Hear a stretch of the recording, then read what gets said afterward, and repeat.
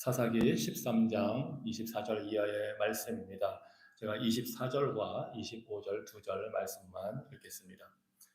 그 여인이 아들을 낳음에 그 이름을 삼손이라 하니라. 그 아이가 자라매 여호와께서 그에게 복을 주시더니 소라와 에스다올 사이 마하네단에서 여호와의 영이 그를 움직이기 시작하셨더라.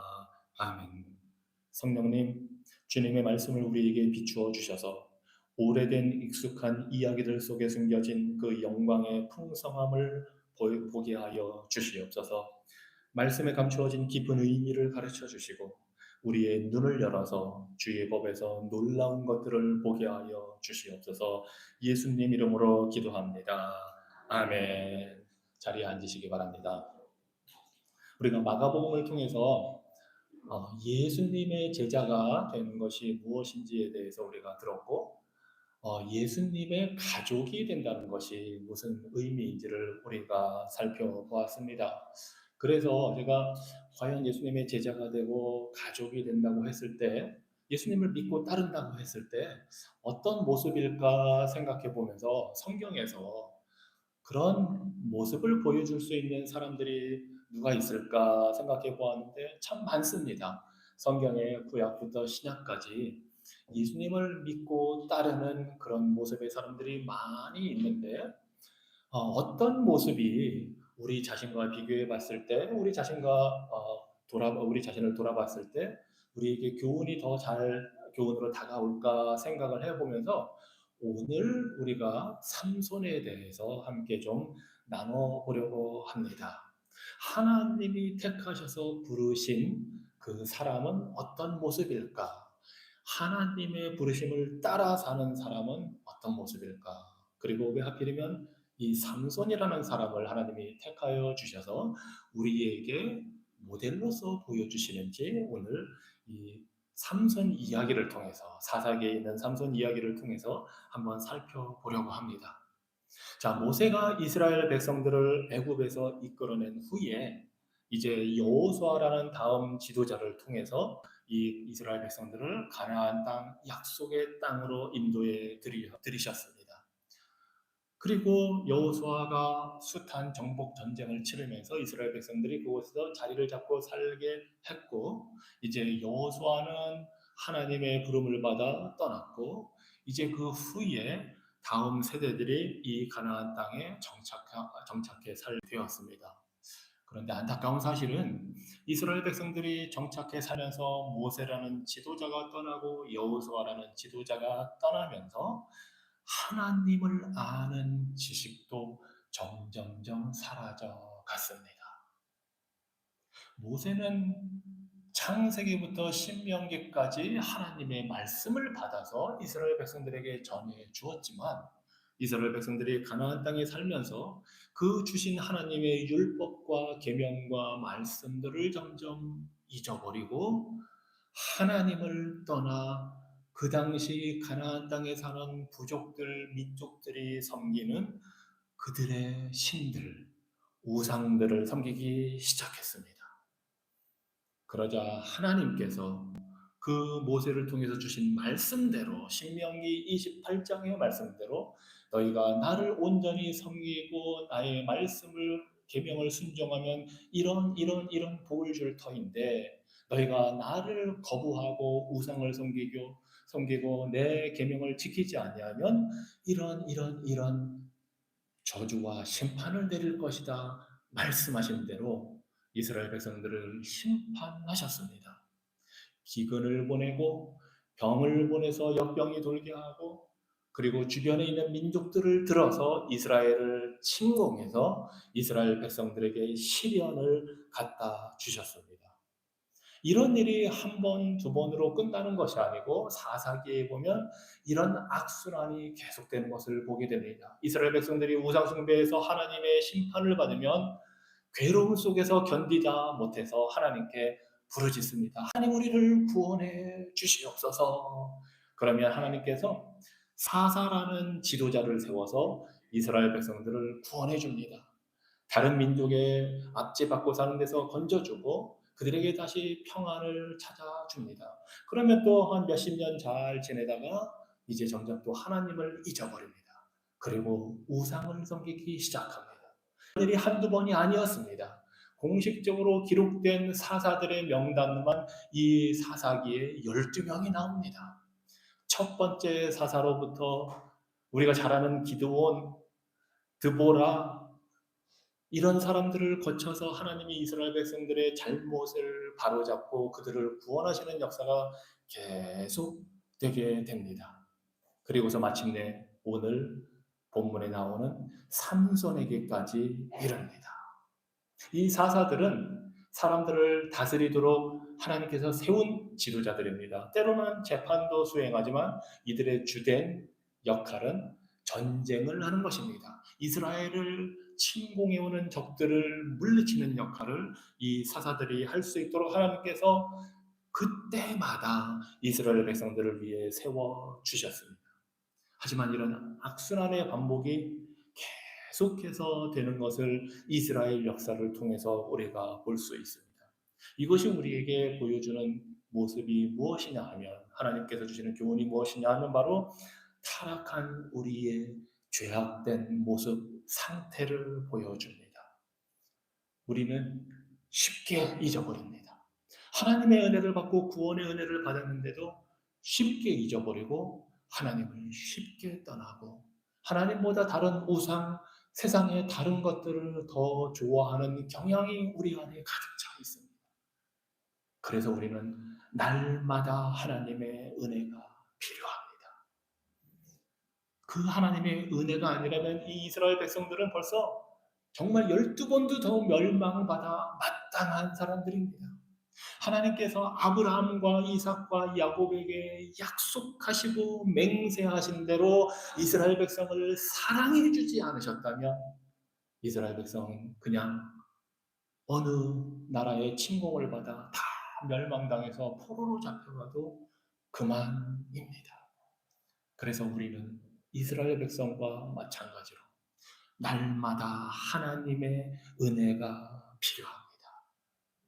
택한 백성을 끝까지 붙드시는 하나님의 은혜가 아니면 우리는 소망이 없습니다.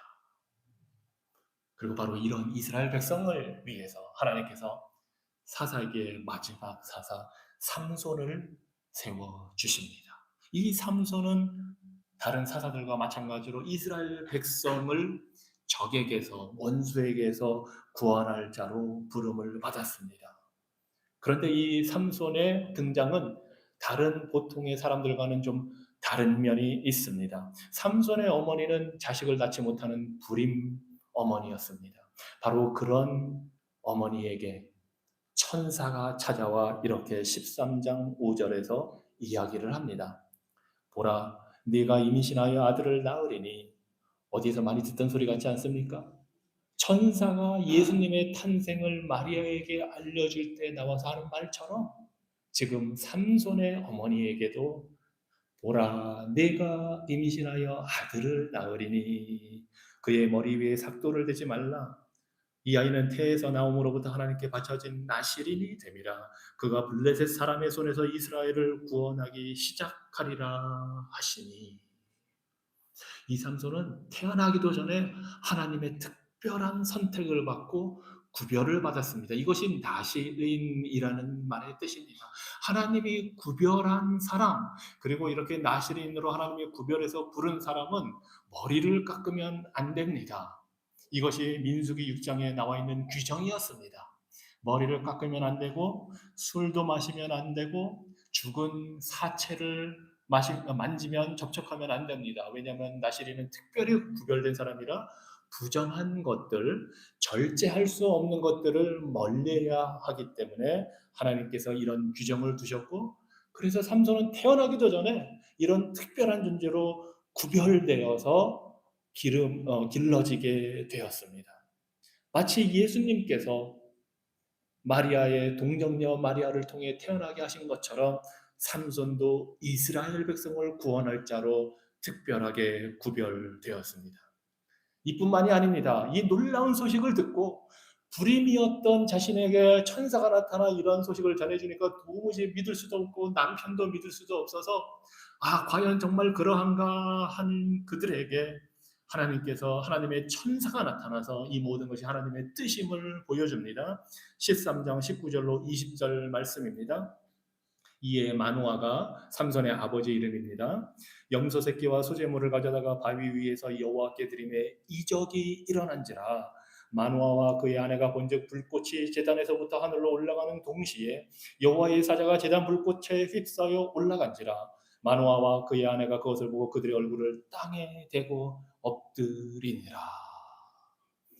하나님께 제사를 드리는데 그 제물을 불태웠더니 그 불길이 제단에서부터 하늘로 쭉 올라가면서 하나님의 천사가 다시 하늘로 올라가는 모습을 보여줌으로써 이 삼손이 하나님의 부름을 받은 구별된 존재라는 사실을 확증해 주었습니다. 그리고 나서 마치 예수님에게 일어난 것처럼 이 삼손에게도 성령이 임하십니다. 이것이 13장 24절 25절 말씀입니다. 그 여인이 아들을 낳음에 마치 예수님의 탄생을 보여주는 것 같은 그런 내용, 같은 단어와 같은 내용들이 이렇게 나옵니다. 그의 이름을 삼손이라 하니라. 삼손의 이름의 뜻은 태양입니다. 밝게 빛나는 태양. 그 아이가 자라매 여호와께서 그에게 복을 주시더니 소라와 에스다올 사이의 마네단에서 여호와의 영이 그를 움직이기 시작하셨더라. 마치 예수님께서 성장하신 후에 세례를 받으시고 성령에 이끌려 사역을 시작하시는 것처럼, 아니 태중에서 성령의 역사로 인해 잉태가 되어 성령의 인도하심과 이끌리심을 따라 은혜가 충만하게 자라신 것처럼 이 삼손에게도 하나님의 영 성령이 임하셔서 하나님이 부르신 목적을 이루게 하셨습니다. 이 삼손이 맞닥뜨린 당면한 문제는 바로 블레셋이라는 이민족이었습니다.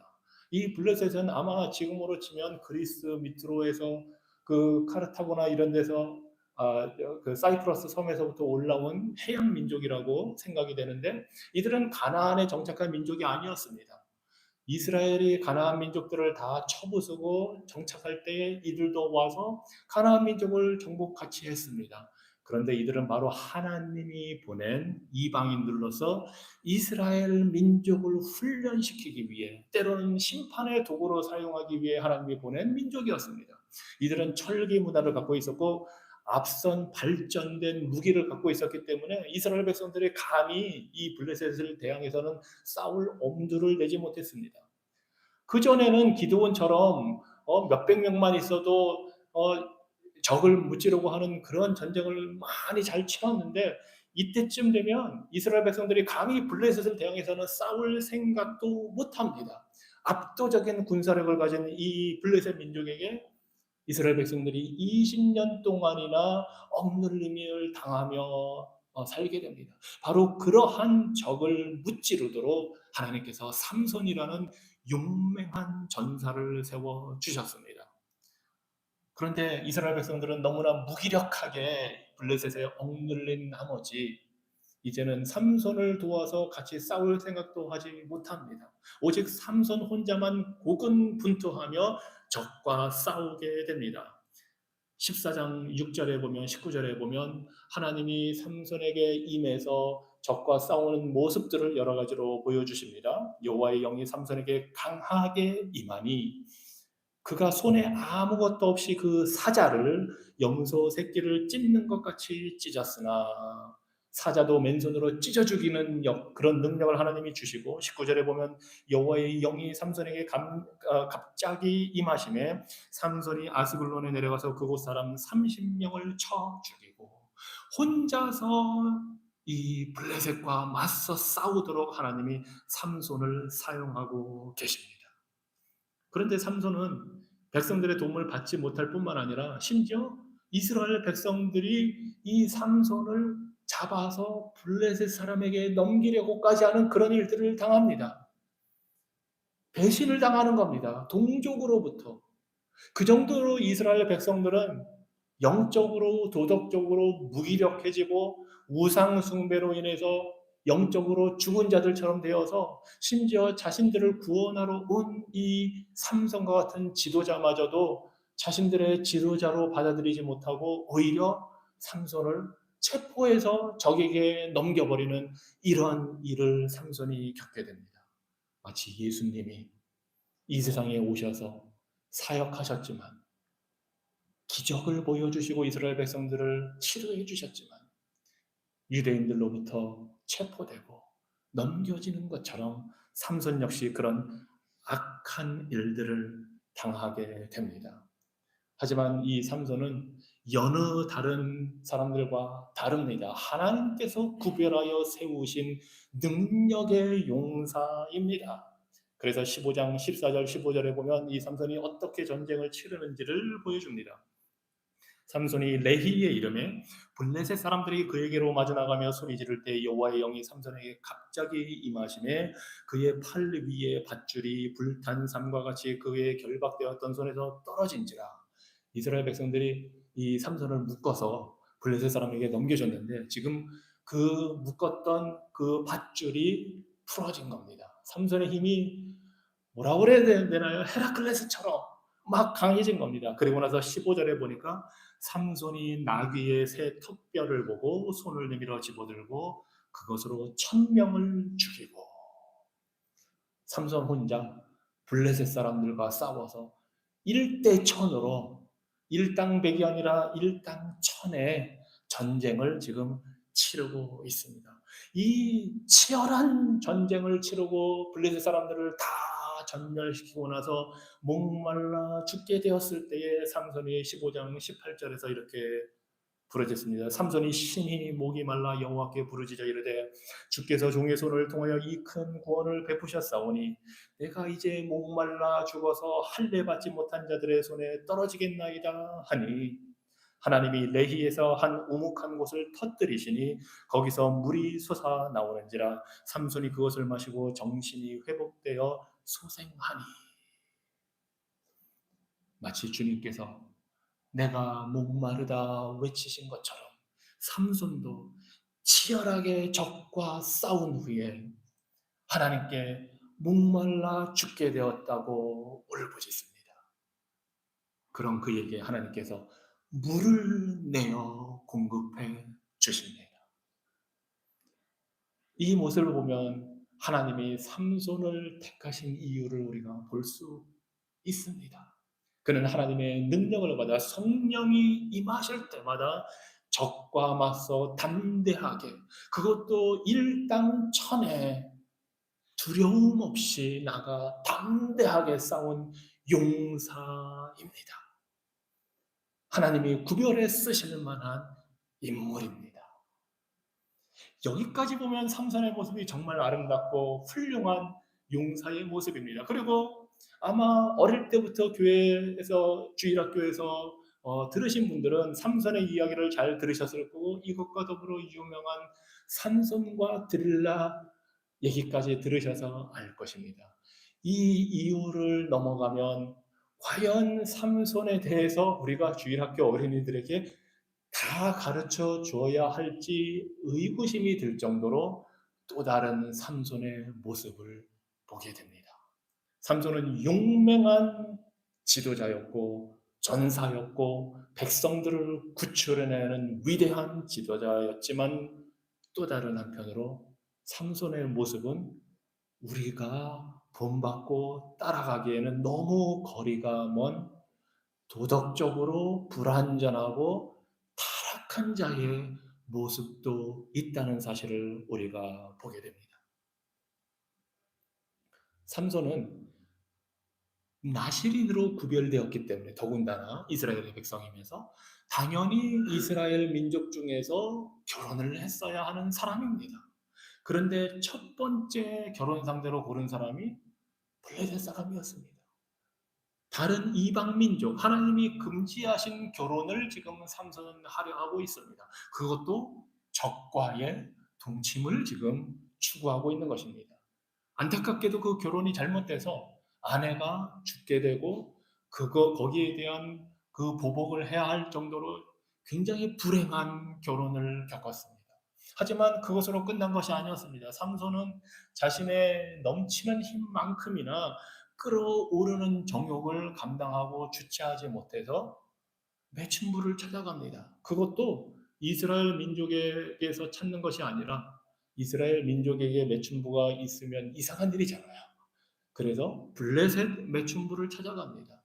그것이 16장의 앞부분에 잠깐 기록된 내용인데 그게 별 다른 의미가 없는 것처럼 기록되어 있는 이유가 삼손이 어떠한 사람인가를 보여주기 위해서 하나님께서 넣으신 기록입니다. 매춘부를 찾아 이방인을 찾아가는 그 삼손의 도덕적으로 불완전하고 타락한 모습 뿐만이 아니라 우리가 잘 아는 드릴라와 사랑에 빠집니다. 이 사람은 정말 사랑에 빠졌습니다.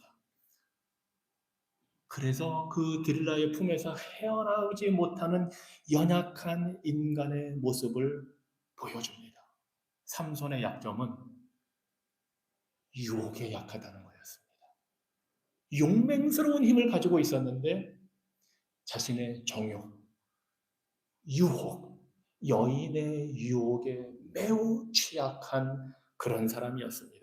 그래서 결국은 드릴라에게 마음을 다 빼앗기고 몸과 마음 다 내어주고 그 꼬임에 넘어가 드릴라가 블레셋 사람들에게 은을 1,100개나 받고 이 삼손을 팔아넘깁니다. 삼손의 약점을 캐기 위해서 어떻게 하면 그 힘의 원천이 무엇이냐 막 꼬드겨가지고 결국은 삼손의 힘의 상징이 한 번도 깎지 않은 그 머리에 있다는 것을 알게 되고 드릴라가 삼손을 유혹해 잠이 들었을 때 머리를 싹 깎아버립니다. 삼손은 그때까지도 그 사실을 모르고 블레셋 군인들이 자신을 잡으러 왔을 때 일어나서 맞서 싸우려고 하다가 결국은 포로로 잡히게 되고 눈알이 뽑히고 감옥에 갇혀서 노예 노동을 하는 지경에 이르게 됩니다. 이런 걸 세세하게 주일학교 어린이들에게 설명할 수는 없습니다. 우리는 어른들이니까 살아오셨으니까 우리 인간이 얼마나 불완전한 존재를 잘 알고 이해할 수는 없지만 그런 현실이 있다는 것을 우리가 압니다. 그렇다면 성경은 왜 이렇게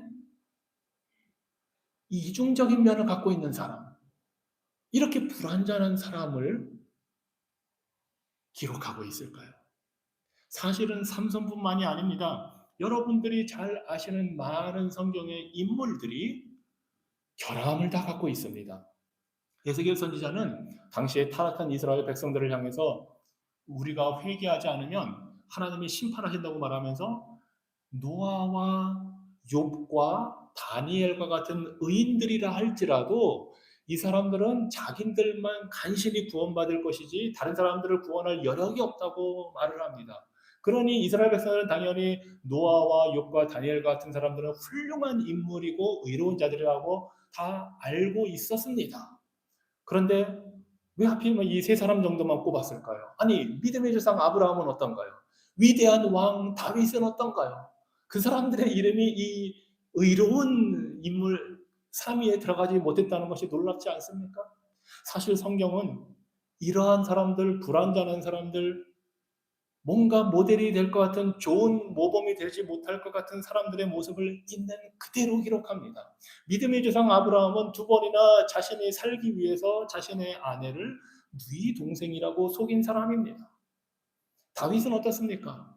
하나님 마음에 꼭 드는 합한 사람이다 했는데도 불구하고 간음죄를 범하고 살인을 하고 모든 악한 하나님이 주신 십계명에서 하지 말라는 그 많은 일들을 범했습니다. 그런데 성경은 그 사람들을 좋게 포장해 주지 않습니다. 있는 그대로 다 보여줍니다.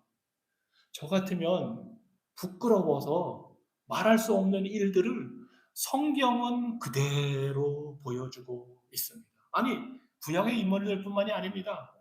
베드로는 어떻습니까? 예수님을 3번이나 모른다고 부인한 사람 아닙니까? 그것도 예수님 앞에서는 큰 소리 뻥뻥 친 사람 아닙니까? 다른 사람은 다 예수님을 버려도 저는 버리지 않겠습니다 하고 큰 소리 쳤던 사람인데도 예수님을 세 번씩이나 부인합니다. 그런데 그 사실을, 아니 반석과 같은 위대한 사도의 대표인 그 베드로의 그 암흑과 같은 결정을 성경은 그대로 기록을 해 둡니다. 왜 그럴까요? 바로 우리의 유익을 위해서입니다. 여러분이 교회에서 다른 성도들을 보고 실망하셨다면 성경을 보십시오. 더 실망하게 될 겁니다. 아브라함을 보고 다윗을 보고 베드로를 보면 우리 주변에서 뭐 저런 사람이 있어 하는 사람들은 될 것도 아닌 그런 상황들이 너무나 많습니다. 아니 누가 자기 아내를 자기 혼자 살려고 어떤 남자가 누이 동생이라고 속이는 사람이 이 대명천지에. 그런데 우리 믿음의 조상은 그런 일을 한 사람입니다. 아니 권력자가 돼서 여인을 꼬드겨서 간음죄를 범한 것도 모자라서 그 남편을 죽이라고 명령하는 그런 왕, 그게 다윗인데, 아니 우리 중에 어느 누가 감히 그런 일까지 할 생각을 합니까? 그런데 이런 사람들을 성경은 그대로 두십니다. 그리고 그들을 성도라고 부르십니다. 그들을 믿음의 사람이라고 성경은 평가를 내립니다. 이것은 어떤 성도든지 그가 잘했든 잘못했든지 구원의 소망, 하나님의 부르심은 그 성도 자체에게 있는 것이 아니라 그들을 부르신 하나님의 은혜의 구원이 있다는 것을 우리에게 보여주십니다. 아브라함이 대단해서 구원받을 만해서 하나님이 부르신 것이 아니고 다윗이 구원받을 만한 능력의 사람이라서 위대한 사람이라서 하나님이 부르신 것이 아니고 삼손이 그렇게 대단한 사람이기 때문에 하나님이 구별해서 택한 것이 아니라 하나님이 구별해서 택하셨기 때문에 그 숱한 결점과 부족함과 도덕적인 약점을 갖고 있지만 하나님이 구원을 이루어 가신다는 사실을 우리에게 보여주십니다. 성도라는 거룩한 자, 특별한 사람이 된 것은 우리 안에 특별한 것이 있어서가 아닙니다. 하나님이 거룩하신 분, 특별하신 분, 구별되신 분이 우리를 택하여 불러주셨기 때문에 우리가 성도가 되는 것입니다. 그 하나님을 믿음으로 따라가기만 하면 때로는 실수하고 잘못하고 넘어져도 하나님이 끝까지 잡고 끌어가십니다. 제가 삼손의 생애를 말씀드리면서 중간중간 예수님에 대해서 말씀을 드렸습니다.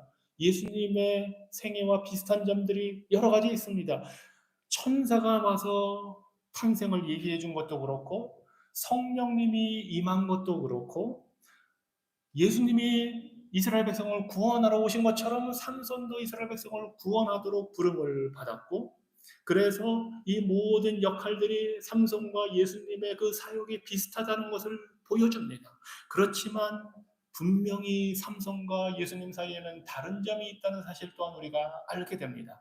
삼손은 용맹했지만 폭력적이었고 교만했습니다. 하지만 우리 예수님은 무한한 능력을 갖고 계심에도 겸손하고 온유한 분이었습니다. 삼손은 나시린의 그 모든 규정을 무모하게 어겼지만 우리 예수님은 하나님의 모든 율법과 말씀을 철저하게 지키시고 완성하신 분입니다. 삼손은 행동과 말에서 죄를 지은 사람이지만 우리 예수님은 죄가 하나도 없는 분입니다. 삼손은 유혹에 넘어갔지만 우리 예수님은 유혹당할 때 그것을 말씀으로 이기신 분입니다. 삼손은 본인이 원하지 않지만 잡혀 들어갔지만 예수님은 자발적으로 자신을 적에게 내어주고 잡히신 분입니다. 삼손이 예수님과 같은 사역을 하도록 부름받았지만 그는 완전한 사람이 아닙니다. 그는 그저 우리와 똑같은 죄인입니다. 오직 예수 그리스도만이 우리의 연약함과 불완전함과 부족함을 다 아시고 채워주시고 용서하실 수 있는 참 인간, 참 하나님의 아들이심을 우리에게 보여주시고, 이 삼손처럼 실패한 인생도 믿음의 영웅으로 만들어 주시듯이 실패하는 우리도 믿음의 성도들로 세워 주신다는 것을 보여주시기 위해 우리 하나님이 삼손을 우리에게 보여주고 계십니다. 우리로 하여금 삼손을 넘어서 삼손 뒤에 있는 예수 그리스도를 바라보게 하십니다. 삼손은 이 숱한 어려움을 겪고 마지막에 죽음을 당합니다. 이것이 16장 23절 이하에 나와 있습니다. 함께 봅니다. 블레셋 사람의 방백들이 이르되 우리의 신이 우리 원수 삼손을 우리 손에 넘겨주었다 하고 다 모여 그들의 신 다곤에게 큰 제사를 드리고 즐거워하고, 백성들도 삼손을 보았으므로 이르되 우리의 땅을 망쳐놓고 우리의 많은 사람을 죽인 원수를 우리의 신이 우리 손에 넘겨주었다 하고 자기들의 신을 찬양하며 그들의 마음이 즐거울 때에 이르되 삼손을 불러다가 우리를 위하여 제주를 부리게 하자 하고 옥에서 삼손을 불러내매 삼손이 그들을 위하여 제주를 부립니다. 얼마나 비참한 결말을 맞게 되는지 모릅니다. 그들이 삼손을 두 기둥 사이에 세웠더니 그 집에는 남녀가 가득하니 블레셋 모든 방백들도 거기에 있고 지붕에 있는 남녀도 3,000명 가량이라 다 삼손이 제주 부리는 것을 보더라. 실패자의 모습입니다. 실패한 영혼. 자, 그런데 28절에 삼손이 여호와께 부르짖어 이르되 주 여호와여 구하옵나니 나를 생각하옵소서.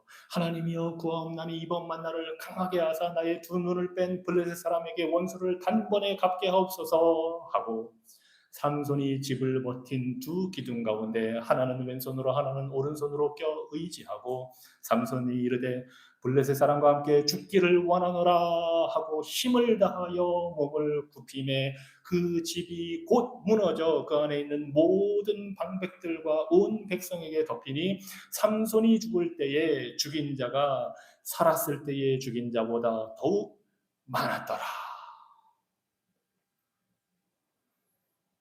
삼손의 두 팔이 기둥 사이에 펼쳐진 모습을 한번 생각해 보시기 바랍니다. 이것은 예수님의 십자가의 모습입니다. 그 원수들을 멸망시키기 위해 삼손은 두 기둥을 껴안고 그 자리에서 자신을 희생해 죽었습니다. 하나님 한 번만 기회를 주셔서 원수를 갚게 하십시오 부르짖었습니다. 예수님도 십자가에서 하나님께 외치면서 인류의 죄의 무게를 짊어지고 죽음을 당하셨습니다. 삼손은 원수를 갚기 위해, 원수를 죽이기 위해 죽었지만 우리 예수님은 하나님과 원수된 우리 죄인들을 살리기 위해 십자가에서 두 팔 벌려 죽으셨습니다. 예수님의 그 팔이 죄인들을 구원하는 다리가 되었고 길이 되었고 우리에게 생명과 영생을 주는 죽음의 순간이 되었습니다.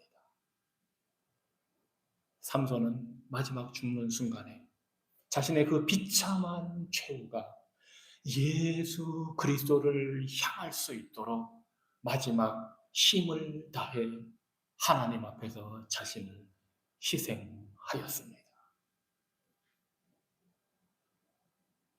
천년 후에 오실 메시아 예수 그리스도가 우리를 위해 어떻게 죽을지를 삼손은 보여주었습니다. 그래서 히브리서 11장 32절에서 이렇게 삼손을 평가합니다. 내가 무슨 말을 더하리요? 기드온, 바락, 삼손, 입다 다 사사기에 나오는 사사들입니다. 여러분들이 잘 모르는 이름들도 있지요. 그만큼 알려지지 않았습니다.